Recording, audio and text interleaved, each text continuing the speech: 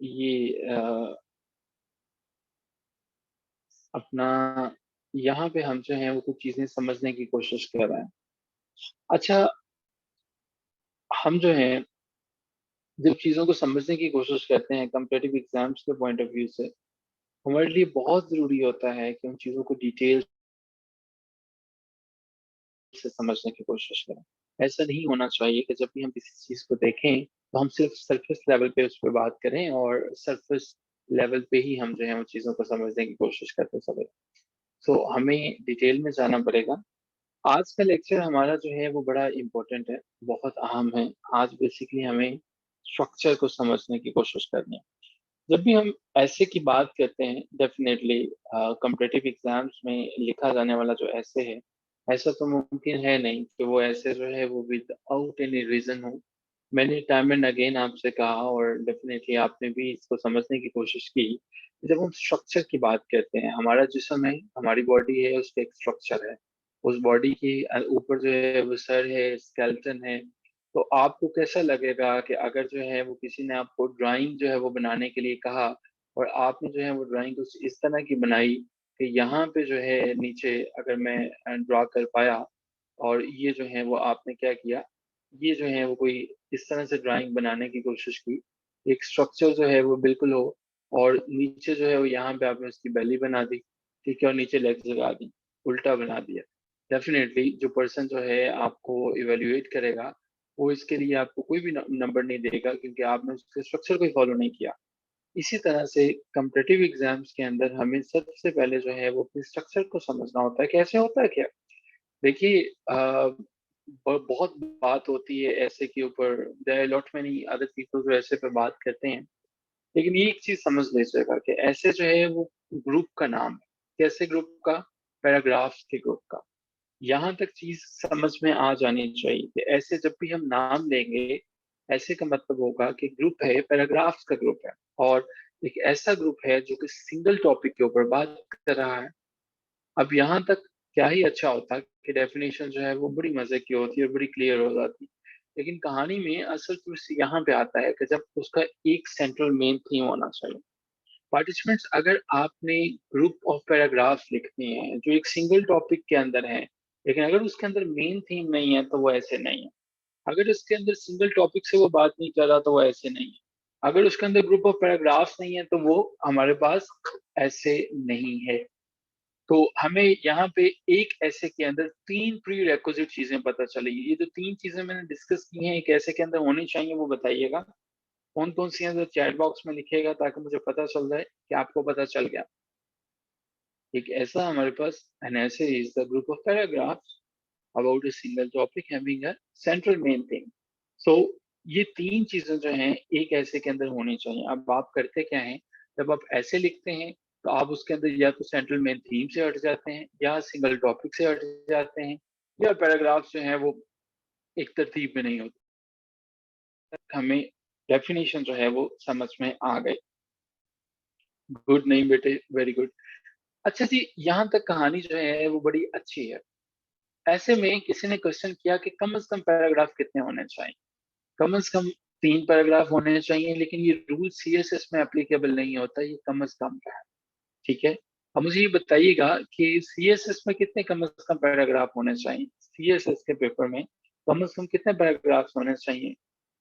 Comparative exams कम से कम 25 से 30 paragraph होने चाहिए, क्योंकि आपको 3000 वर्ड्स का जो है वो ऐसे लिखना होता है। तो ये जो 3000 वर्ड्स का ऐसे आपको लिखना है, इसके लिए जरूरी है कि आपको कम से कम जो है वो 25 से 30 परसेंट हो।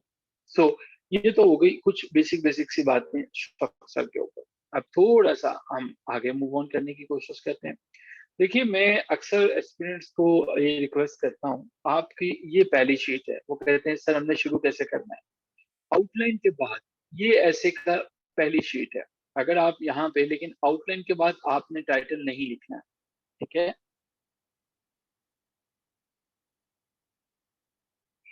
अल्हम्दुलिल्लाह। अच्छा जी, यहाँ पे देखिएगा कि टाइटल हमारा है सेंटर में। जब आप आउटलाइन से पहले जो है वो लिखेंगे तो ये टाइटल आएगा आपका कहाँ पे, सेंटर में आएगा। इसके बाद ये आपने तीन पैराग्राफ, आइडियल सिचुएशन है कि एक पेज के ऊपर आप 3 पैराग्राफ जो हैं वो लिख सकते हैं, 1, 2 और 3। ये पैराग्राफ जो हैं वो 3 होने चाहिए। और आपने स्टार्ट के अंदर ये ज़रूर देखा कि यहाँ पे इंडेंटेशन जो है वो दी। और एक चीज़ का ख़्याल रखिएगा यहाँ से, और वो चीज़ ये है कि अगर आप ये चीज़ देखें, तो ये बिल्कुल एक लाइन के अंदर जो है वो चली आ रही है। ये जो मैंने लाइन ड्रा की है, आपने इसको नोट किया है कि यहाँ पे कम से कम आपकी जस्टिफिकेशन होनी चाहिए, यहाँ पे खैर है, यहाँ पे चल जाएगा। पार्टिसिपेंट्स ये चीज़ आपने नोट की है कि पैराग्राफ लिखते हुए आपकी एक साइड पे वो कौन सी वाली साइड है जहाँ पे आपकी जस्टिफिकेशन हमेशा होनी चाहिए, लेफ्ट या राइट? कौन सी वाली साइड है जहाँ पे आपकी जस्टिफिकेशन होनी चाहिए? लेफ्ट। लेफ्ट पे आपकी जस्टिफिकेशन होनी चाहिए। ये है जी उन बच्चों के लिए कि जिन बच्चों ने कॉम्पिटिटिव एग्जाम्स के ऐसे को पास करना होता है। अब हमारे पास पहला होता है जी इंट्रोडक्शन। हम ये समझते हैं, देखिए हर पैराग्राफ के जिस तरह से कुछ ऐसे कुछ पार्ट्स होते हैं, स्ट्रक्चर होता है, ऐसे का भी है। ऐसे के भी 3 पार्ट्स होते हैं। पहले नंबर पे इंट्रोडक्शन है, दूसरे नंबर पे मेन बॉडी है, तीसरे नंबर पे कंक्लूजन है। अब कहानी में समझना ये है यार, ये इंट्रोडक्शन होता क्या? इंट्रोडक्शन में हमें करना क्या है? तारुफ तो हम बचपन से सुनते पढ़ते आते हैं, सर जी तारुफ तारुफ तारुफ है, इंट्रोडक्शन है। देखो बात ये है कि इसके अंदर आपकी थीसिस स्टेटमेंट होती है। थीसिस स्टेटमेंट लिखने के 2 तरीके कार, एक है पाकिस्तानी तरीका और एक है जो जिन लोगों का ये ऐसे है उनका तरीका। बड़े-बड़े मेंटोर ये करते हैं कि आपने अपने ऐसे को लिखना शुरू किया, वो कहते हैं कि जी इंट्रोडक्शन से पहले आउटलाइन के अंदर ही अपनी थीसिस स्टेटमेंट दे रहे हैं। ये मैं पाकिस्तानी तरीका इसलिए कहता हूँ कि इसके लिए जस्टिफिकेशंस बहुत कम है। हमारे पास जो है वो इंटरनेशनल ऑथर्स जिनकी लैंग्वेज है, उन्होंने ऐसा नहीं किया हुआ। दूसरा तरीकेकार वो है, तो वो ये कहते हैं कि जी आपको थीसिस स्टेटमेंट की हेडिंग देने के लिए कहीं पे भी अलग से मेंशन करने की जरूरत नहीं है। आपको अपने पैराग्राफ के अंदर 4 चीजों का ख्याल रखना है। जब आपने ऐसे का पहले पैराग्राफ लिखा, उसमें मंदरजा ज़ैल 4 चीज़ों का ख़्याल रहेगा। पहले नंबर पे यहाँ से लेके यहाँ तक आपकी टॉपिक टॉपिक सेंटेंस होना चाहिए। टॉपिक सेंटेंस क्या होता है? मैं इस पूरे के पूरे पैराग्राफ के अंदर जो बात करने जा रहा हूँ, उसकी समरी, उसका थीम, उसका खुलासा। मान लीजिए कि मुझे बताना है कि इस पैराग्राफ में मैं बात करने जा रहा हूँ कि इकोनॉमी जो है उसका गिरना किसी मुल्क के लिए बहुत बुरा होता है।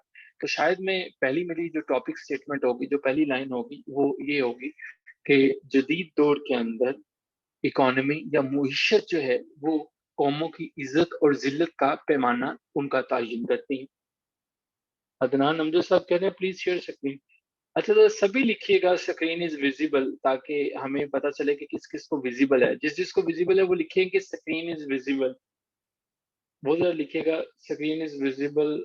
हाशिर को विज़िबल है, सानिया को विज़िबल है, नईम को विज़िबल है, बाकी किसको विज़िबल है? स्क्रीन इज़ विज़िबल, मानूर को विज़िबल है, ठीक है। और अदनान अमजद साहब जो हैं इनको नहीं है। अब्दुल कदीर को विज़िबल है। अब्दुल कदीर बेटे आपको विज़िबल है? अच्छा अदनान अमजद साहब का माइक ओपन करवाते हैं। अच्छा जी, ठीक है। अदनान साहब आपको आवाज़ आ रही? आवाज़ आ रही? अब्दुल कदीर बेटे आपको जी आ जी रही है? सर। जी जी सर, आ रही है आवाज और अब विजिबल है। बस देखें उसने माइंड कर लिया कि अदनान साहब ने हमें ढूँढने की कोशिश की, तो इसलिए फिर वो ठीक हो गया। ठीक है अदनान, आप अपने माइक बंद ही रहने दीजिएगा, आपके पीछे थोड़ा शोर है। अच्छा जी, अब जी थीसिस स्टेटमेंट मैंने अब इसी तरह से एक और सिचुएशन समझने की कोशिश कीजिए। मुझे लिखना है, अगर ऐसे के ऊपर बात करनी है और मैं ऐसे में किसी भी टॉपिक के ऊपर लिखना चाहता हूँ, तो जो उसका मरकज़ी ख़्याल है, जो थीम है, जो गुफ्तगू का मरकज़ी ख़्याल है, वो टॉपिक स्टेटमेंट। बाकी जो मेरे पास तीसरी, चौथी, 5वीं लाइन है, ये मेरे पास उसकी सपोर्टिंग सेंटेंसेस और एंड पे कंक्लूजन है। लेकिन पहला पैराग्राफ जो इंट्रोडक्शन का होगा, इसकी जो एंडिंग लाइन है यहाँ पे, ये आपके पास जो है वो यहाँ पे थीसिस स्टेटमेंट हो। थीसिस स्टेटमेंट क्या होगी? थीसिस स्टेटमेंट क्या होती है? पूरे के पूरे एस्से के अंदर भाईजान जो बात करने जा रहे हैं, ये जो आपने खिचड़ी पकानी है, 2 लफ्ज़ों में बताओ कि उसका मतलब क्या है? पढ़ने वाले को पता तो चले आप कहना क्या चाहते हो। मान लो आपने बात करनी है मईशत की बातें कर रहे हो, आप लिखो मईशत की बात करते-करते हुए कि अगर पाकिस्तान को दुनिया के अंदर तरक्की याफ़्ता और तरक्की पज़ीर ममालिक में किसी जगह किसी फोरम पे बात करनी है, अपनी इकोनॉमी को स्ट्रॉन्ग करना होगा और हमें जो begging loan IMF, world bank और दूसरे इदारों से हम कर्ज लेते हैं उन्हें छोड़ना होगा। तभी हम जो है वो अपनी इकोनॉमी को बेहतर कर सकते हैं। ये आपका थीसिस स्टेटमेंट हो गया। देखो ये कोई बहुत बड़ी बात नहीं है। थीसिस स्टेटमेंट के ऊपर बारे में लोग सोचते हैं कि पता नहीं थीसिस स्टेटमेंट है, इसके लिए शायद मुझे नेपाल के जंगलों में जाकर चिल्ले काटने पड़ेंगे, या एक टांग पे 1000 साल तक खड़े होने के बाद 100 काले रंग के कवों की कुर्बानी करूंगा तो फिर जो है वो जाकर मुझे ये लिखनी आएगी। No, it's not like that. आपने सिंपल सी बात की। अब क्या, मिसाल के तौर पर अभी हम एक टॉपिक पे थीसिस स्टेटमेंट बनाना चाहते हैं, मुझे इंफॉर्मेशन टेक्नोलॉजी पे थीसिस स्टेटमेंट आपसे चाहिए। अब इसके ऊपर बनाने की कोशिश करते हैं। Information technology can change the future of Pakistan. अब आपने क्या करना है, आई थिंक दैट, इसके बाद जो स्टेटमेंट आप लगाएंगे ना वो थीसिस स्टेटमेंट हो। तो सबसे पहले देखते हैं कौन बहादुर आदमी है जो उर्दू में बताएगा। अभी if you are not able to produce, if you are unable to present your ideas in English, आप उर्दू का भी इस्तेमाल कर सकते हैं। Information technology can change the future of Pakistan, इसकी थीसिस स्टेटमेंट हमें चाहिए अभी के अभी। आप कह सकते हैं मुझे लगता है कि इंफॉर्मेशन टेक्नोलॉजी पाकिस्तान के हालात को हर तरह से बदल सकता है, भले वो मईशत हो, वो भले वो मुआशी हालात हो, भले वो सियासी हालात। अब इसमें से आई थिंक को मुझे लगता है को निकाल दें, तो अब क्या स्टेटमेंट बचती है कि इंफॉर्मेशन टेक्नोलॉजी पाकिस्तान के मुआशी और सियासी हालात को बदल सकता है। ये थीसिस स्टेटमेंट बची। आप में से किसी ने थीसिस स्टेटमेंट बनाई? कोई बात करना चाहेंगे इस पे? हैंड रेज कर सकते हैं। Let's share your ideas with all the rest of the participants. तो किसी और ने बनाई हो, नईम साहब ने बनाई होगी कोई, यकीन जी। नईम साहब, क्या आपको लगता है इस पे क्या थीसिस स्टेटमेंट आपकी हो सकती है? Information technology can flourish the fate of Pakistan in speedy way. बिल्कुल ठीक है। तो ये आपने देखा कि ये थीसिस स्टेटमेंट है। सो अदनान अमजद साहब जो हैं वो इसको देखेंगे। अदनान साहब, इसकी क्या हो सकती है? जी नईम साहब, आप बात करना चाह रहे हैं प्लीज। सर मैं लिख रहा था, बस वही है। मजीद आप कुछ हुक्म करें तो मैं जरूर कुछ ना कुछ गोश गुजार करना चाहूंगा। Thank you so much Naeem साहब। हम बाकी पार्टिसिपेंट्स को फिर देख लेते हैं। सानिया साहिबा ने लिखा, information technology is the fundamental principle to boost the economy of Pakistan. Yeah that's wonderful, that's very good. तो हाशिर जो है वो इस पे कुछ कहना चाहेंगे। हाशिर थीसिस स्टेटमेंट बनाएंगे, information technology can change the future of Pakistan. Hashir हैं, महनूर हैं, अमजद साहब हैं, इस पे कुछ लिखिए। आपने आई थिंक दैट के बाद जो भी लिखेंगे वो आपकी थीसिस स्टेटमेंट है। आशु ने लिखा, the perfection in information technology is obligatory to avert soaring wreck economy of Pakistan. Yes, Ashu, this is the language I was talking about. Yeah, that is the embellished language. Obligatory to avert soaring wreck economy of Pakistan. So, mashallah, you have taken the positive impression. That's very good, Ashu. Keep it up, bete. Okay, so moving on from here, अब हमें thesis statement का पता चल गया कि thesis statement कोई बनानी बड़ी बात नहीं। हमने पूरे पूरे ऐसे के बारे में जो बात करनी है वो हमने जो है वो थीसिस स्टेटमेंट है। जी जी, इन्हें इम्बालिश लैंग्वेज कहते हैं। ये कोशिश की करनी चाहिए, इसको यूज करना चाहिए। नहीं सर, आप भी माशाल्लाह से वोकैबुलरी आपकी अच्छी है, उससे इंक्लूड किया कीजिए।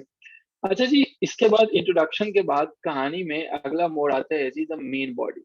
देखो, मैं आपसे जिस तरह से ये रिक्वेस्ट कर रहा था, मेरी खूबसूरत सी ड्राइंग को आपने नज़रअंदाज कर देना है।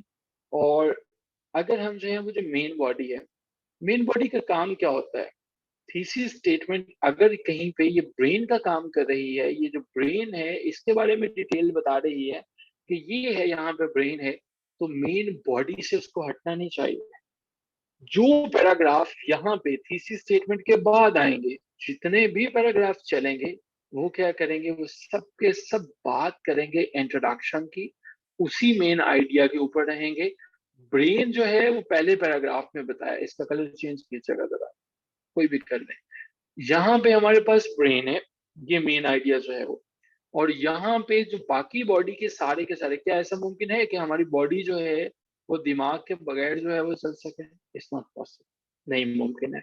ये जो मेन बॉडी है ये चलेगी, सारी की सारी जो चीजें इंट्रोडक्शन के अंदर मेंशन की हुई हैं उसी के मुताबिक चलेगी, ठीक है।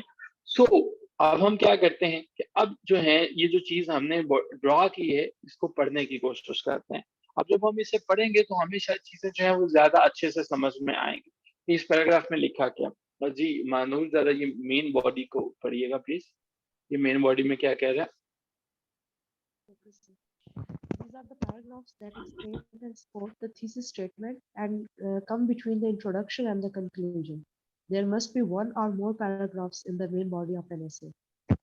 Thank you so much. So एक चीज इंट्रोडक्शन से लेके आपकी कंक्लूजन तक जो है उसके दरमियान रहेगा, और लास्ट थिंग जो है वो कहानी के एंड पे आते हैं जी द कंक्लूजन। कंक्लूजन में एक चीज समझ लीजिएगा, कंक्लूजन के दो हिस्से हैं, दो पार्ट्स हैं कंक्लूजन के। पहला पार्ट है इसने जितनी भी सारी की सारी आपने 24-25 पैराग्राफ के अंदर बात की हुई है ना, उस सारे के सारे को इसने क्या किया है, इसने सारे के सारे को समराइज कर दिया। ये पहला स्टेप है, उन तमाम चीजों को समराइज कर दिया, समरी बता दी है। दूसरा क्या है, जो थीसिस स्टेटमेंट थी ना और जो आइडियाज जो सपोर्ट कर रहे थे उनको रीस्टेट कर दिया, ठीक है। समझ में आ गया जी आपको? ये हमारे पास है जी स्ट्रक्चर ऑफ ऐसे। अब मुझे जिन जिन को स्ट्रक्चर ऑफ ऐसे का पता चल गया है, they write done in the chat box, or clear in the chat box, ताकि हम यहाँ से आगे चल सकें। हमें ये पता चल सके कि कितने बच्चे ऐसे हैं, कितने स्टूडेंट्स ऐसे हैं कि जिन्हें ये क्लियर है। जी नईम साहब को, सानिया, हाशिर, मानूर, ठीक है जी। बाकी पार्टिसिपेंट्स जो हैं अदनान, अमजद साहब, अब्दुल कदीर साहब, आपको नहीं पता चला, हम वेट करेंगे अब्दुल कदीर आपके भी आंसर का। आपको भी अगर कोई क्लियर है तो इसको जो है वो आप मेंशन कर सकते हैं। अच्छा जी, अब हम क्या करते हैं, ठीक है जी, थैंक यू सो मच। एक पार्टिसिपेंट्स बड़े खामोश हैं, इनसे भी पूछ लेते हैं। तो अब्दुल कदीर साहब आपके पॉइंट्स जो हैं वो क्लियर हैं? जुहेब हैं हमारी क्लास में आज? आज जी जुहेब जो जी है वो सर। छुट्टी पे हैं। यहाँ तक समझ में आ गया आपको? जी बिल्कुल सर। चलें, वेरी गुड।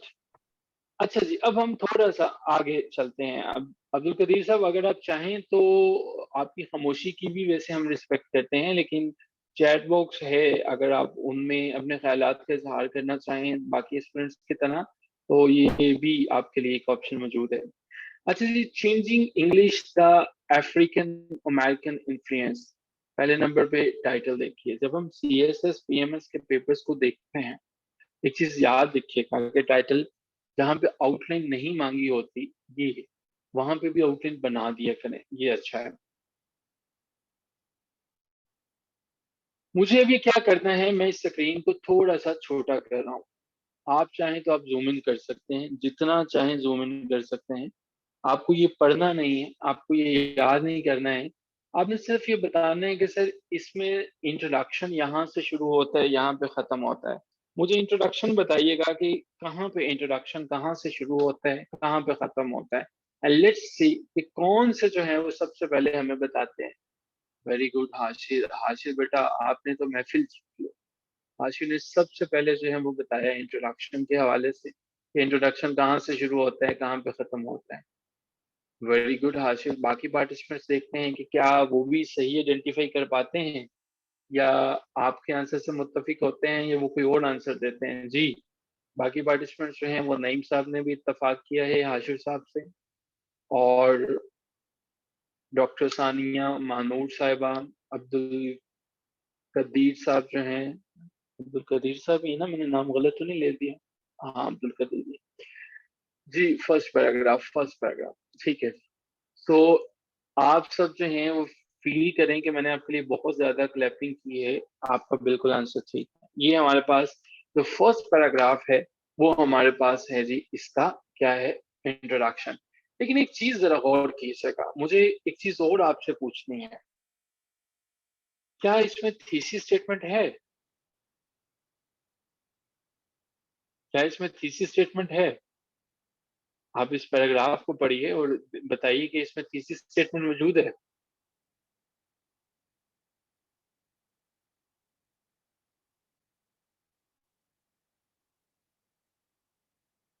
थीसिस स्टेटमेंट है जी इसमें।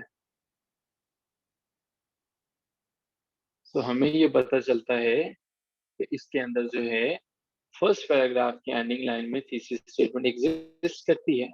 ठीक है, yes, thesis statement is there. Okay, अब जी आपने दूसरा जो है वो मुझे काम ये आइडेंटिफाई करके बताना है कि इसके अंदर जो मिडल है, जिसे हम जो है वो ऐसे का इंट्रोडक्शन है, मेन बॉडी है और कंक्लूजन कहते हैं। मेन बॉडी जो है वो कहाँ पे है? मेन बॉडी कितने पैराग्राफ पे मुश्तमिल है? मेन बॉडी कितने पैराग्राफ के ऊपर मुश्तमिल है? मेन बॉडी कितने पैराग्राफ पे मुश्तमिल है, ये आपने मुझे बताना है। ये जो सामने आपको पेज नजर आ रहा है, ये अगर एक फुल ऐसे है, इसके अंदर कितने हैं जी? Second and third paragraph. Very good Sania, आपने सबसे पहले आंसर किया एंड हाशिर ने भी सेम टाइम पे। वेरी गुड नईम, आपने भी अच्छा आंसर किया, वेरी गुड। और मुझे बताइए कि फिर इसमें एंड वाला जो है वो कंक्लूजन।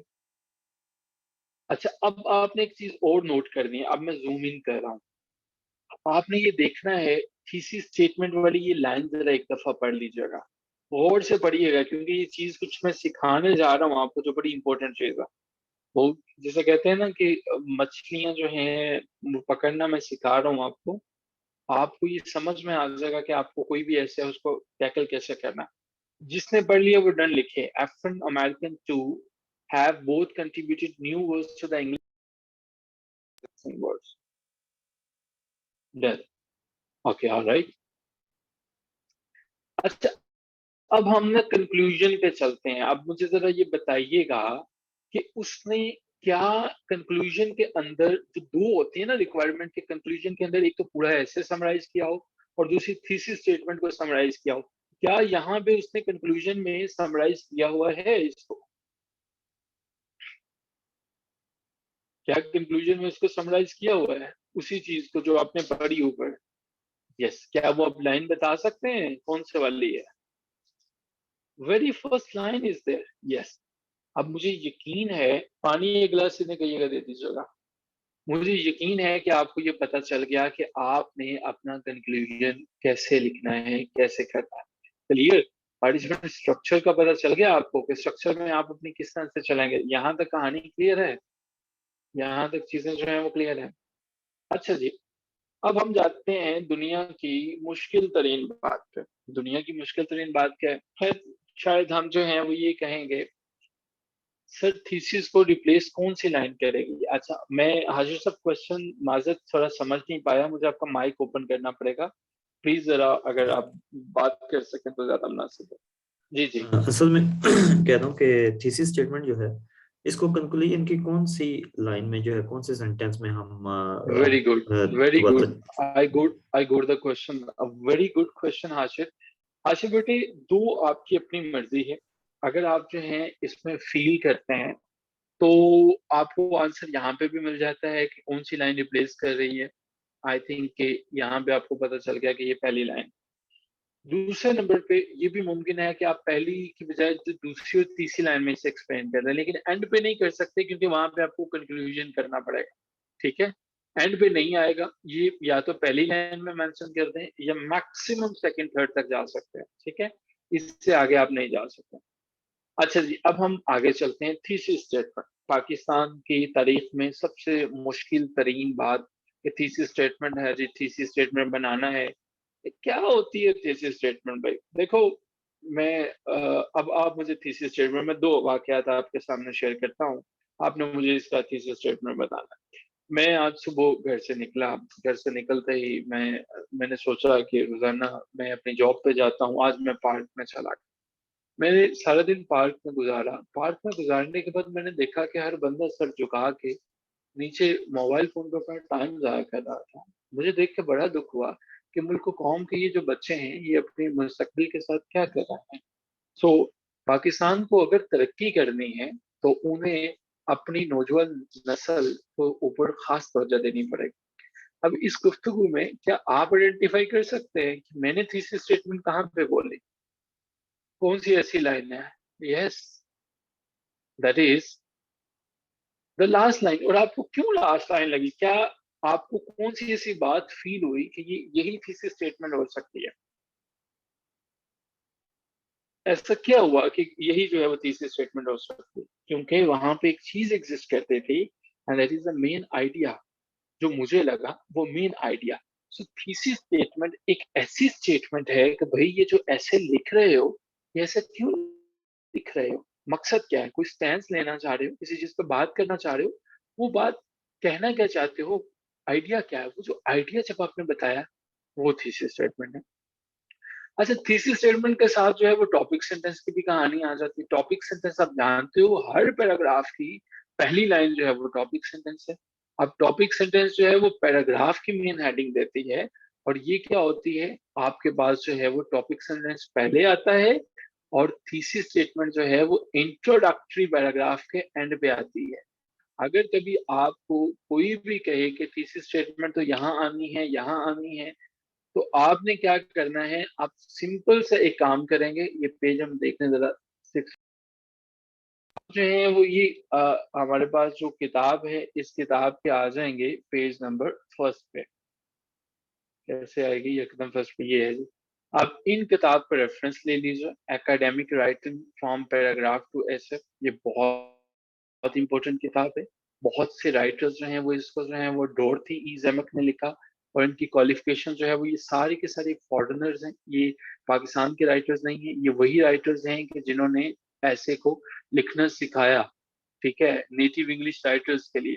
तो आप क्या करेंगे कि आप उन्हें ये किताब गिफ्ट दे दीजिएगा, ताकि उनकी भी रहनुमाई हो सके। ये जो ए बी सी ये जी तरीकेकार हैं कि इसको इस तरह से लिखना या इस तरह से लिखना, आप कौन होते हैं किसी की लैंग्वेज के साथ मैनिपुलेशन करने वाले? डेफिनेटली आप नहीं कर सकते हैं। सो आप उसी मेथड को फॉलो करें जो रिकमेंड किया गया। So this is the thing, the introductory passage की पहली लाइन जो है वो थीसिस स्टेटमेंट होती है। सो जी, अब हमें ये समझ में आ गया कि थीसिस स्टेटमेंट क्या है। अब हम क्या करते हैं, क्योंकि हमने ये ऑलरेडी थीसिस स्टेटमेंट अंडरलाइन कर ली थी, अब एक और देखते हैं। हमने इंट्रोडक्टरी पैराग्राफ्स देखने हैं। ये एक्टिविटी बड़ी इंपॉर्टेंट है। मुमकिन है कि ये एक्टिविटी आपको इतनी हेल्पफुल करे कि इसके बाद आप अपने थीसिस स्टेटमेंट बड़े ढंग से लिखने के काबिल हो जाए। और ये भी मुमकिन है कि अगर आपने तवज्जो से ना सुना तो आपको कोई इससे अफाका ना हो, कुछ पता ना चले। पार्टिसिपेंट्स, ये 3 हमारे पास पैराग्राफ्स है। पहला पैराग्राफ हमारे पास जो है वो बात कर रहा है इंट्रोडक्टरी पैराग्राफ। इसमें वो कह रहे हैं कि तीसरी स्टेटमेंट को अंडरलाइन करो। फिर क्या कहता है, वो ये कहता है कि मेन आइडिया बताएं इस तीसरी स्टेटमेंट के क्या। हम 3 पार्टिसिपेंट से टाइम एंड अगेन रिक्वेस्ट करेंगे कि वो इस पैसेज को पढ़े। हम सबसे पहले अदनान अमजद साहब से रिक्वेस्ट करते हैं, अगर वो पहले paragraph before I travel to UK last year, इसको जरा एक दफा रीडिंग दीजिएगा अदनान अमजद साहब। अस्सलाम वालेकुम sir. Before travel to the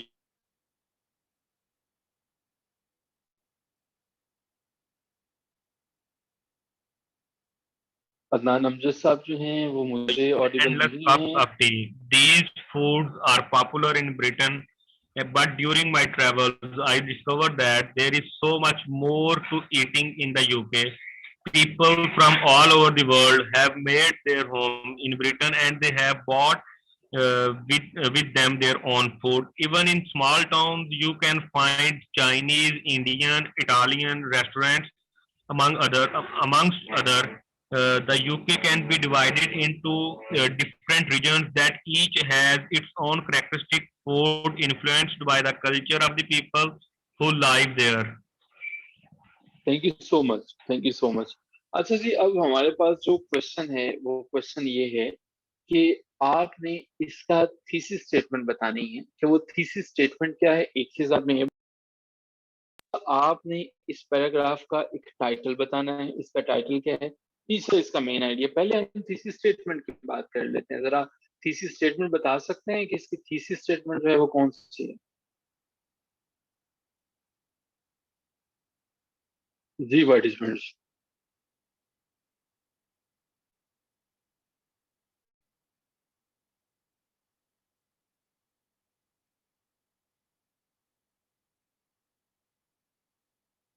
अच्छा, हाशिर ने लिखा भी है कुछ जो है वो। अच्छा, last line of paragraph, doctor Sania Sahiba को कमेंट आया कि थीसिस स्टेटमेंट है जी, the UK can be divided into 2 different reasons that each has its own characteristic foods in to live there. Yes, जिनका आंसर ये है कि ये है हमारे पास थीसिस स्टेटमेंट, उनका आंसर बिल्कुल ठीक है, यही थीसिस स्टेटमेंट है। अब मेरा दूसरा क्वेश्चन है कि मेन आइडिया क्या है इस पैराग्राफ में। अभी अमजद साहब ने पढ़ा, अदनान अमजद साहब ने, आपने मेन आइडिया देखा होगा, इसके अंदर क्या मेन आइडिया है आपको। और मेन आइडिया आपको आपकी पहली लाइन से मिल सकता है, क्योंकि वो टॉपिक सेंटेंस है, ये जरा देख लीजिएगा, वो टॉपिक सेंटेंस है, वहां से पैराग्राफ का मेन आइडिया मिलेगा। Very good Naeem, very good, well done Naeem. आप अगर आज मेरे पास होते ना, तो आपको मैं ये जो अभी मुझे जूस इन्होंने भेजा है वो मैं आपको भी दे देता, यकीन कर, बल्कि आपके लिए यहाँ मंगवा लेते नईम साहब, ये क्यों देना था। तो आपने बिल्कुल आइडेंटिफाई बिल्कुल ठीक किया नईम, वेरी गुड बेटे, well done for that. British food ये हमारे पास है, और क्यों नहीं इनको लगा कि टाइम एंड अगेन ये फूड रिपीट हो रहा होगा, टाइम एंड अगेन इन्हें लग रहा होगा कि मेन जो है वो हमारे पास है। चलिए अभी हमारे पास जो है वो मेन थीम है, अब आगे मेन आइडिया हमें पता चल गया। जी जी, ये कलेक्टिव हो जाते हैं ना इंशाल्लाह, तो किसी दिन ऐसा कर देते हैं कि फीमेल साइड भी से अगर हम जो बेटियां हैं ये भी ज्वाइन करना चाहें तो दे आर मोस्ट वेलकम। आप सब जो हैं वो आपको दावत देते हैं इंशाल्लाह, ये नईम साहब का और बाकी जो पंजाब वाले पार्टिसिपेंट्स हैं इंशाल्लाह ये तो आसानी से ज्वाइन कर सकते हैं, तो दूर वालों को भी दावत देते हैं। अच्छा जी, है वो हमें क्या लगता है आपको, मेन आइडिया तो पता चल गया, टॉपिक क्या लगता है आपको कि इसका टॉपिक क्या है। जी इंशाल्लाह आशीष जरूर बेटे, इसका जो है वो देखिए जरा कि टॉपिक इसका क्या हो सकता है।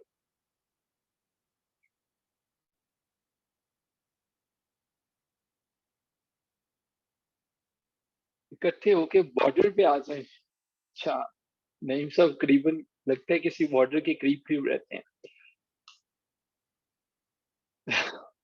चलें जी, नईम साहब की बात को भी हम वैसे बाद में इस पे भी बात करेंगे, अभी हमारे पास मसला ये दरपेश है कि हमें इसका टॉपिक इस पैराग्राफ का ढूंढना है कि ये टॉपिक इसका क्या हो सकता है।